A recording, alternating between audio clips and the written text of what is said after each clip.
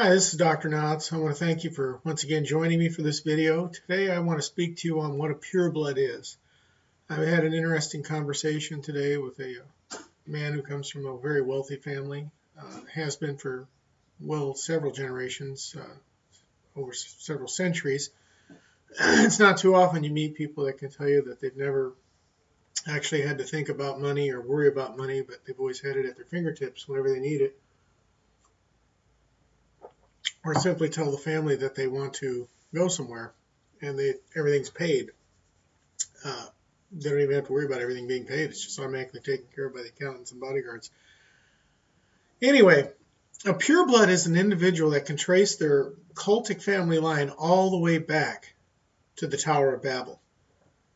And some go even a little farther back than that to Mount Hermon, just prior to the building of Babylon, Tower of Babel, or Egypt. A pureblood is an individual whose race, their family race, lineage, and the reason why I call it race instead of lineage is because there's something different than just human. They're Nephilim. You see, there are trillions of angels, and at least a third of them were cast down to earth according to the Bible in Revelations 12. They all want a body, but only the highest ranking ones get a body.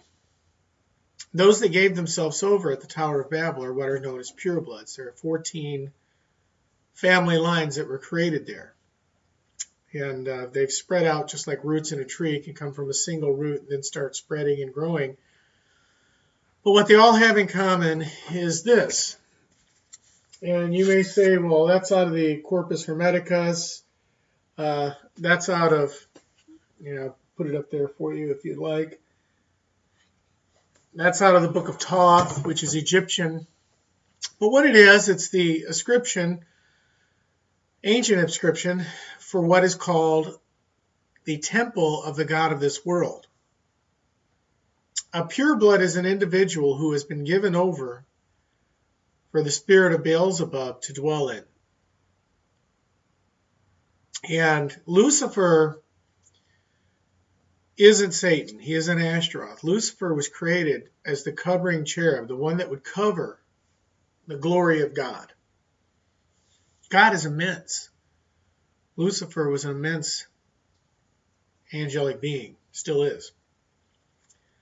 But he wanted to be like God the Father. He wanted to be in the seat of the congregation of the north. He wanted to be like the Most High. He wanted to be worshipped by all of creation and the angels because he felt like he was worth it. Worthy of it.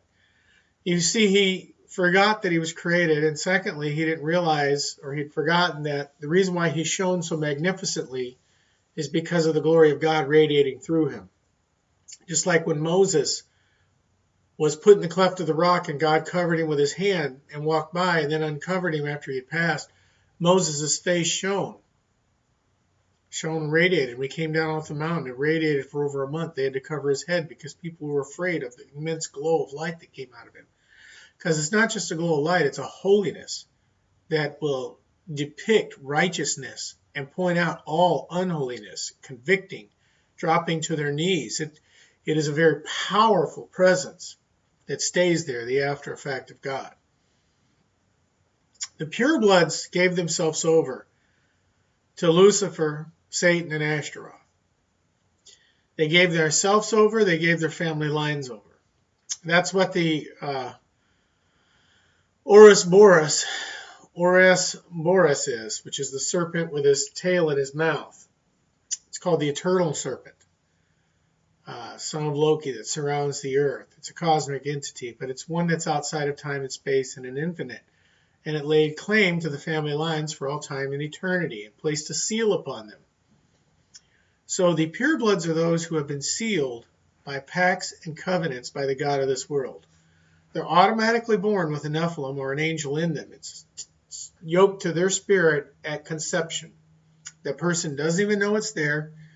Rarely do they ever find out it's there. It lives with them, controls, mimics, works through them without their ever knowing it. It's the spiritual side.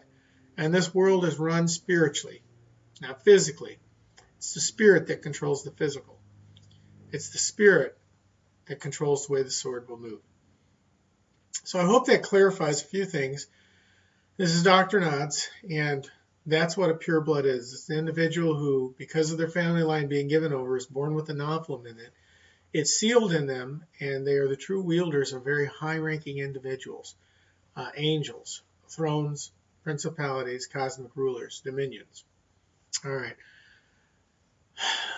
Lord bless you as you seek to endeavor to serve Him.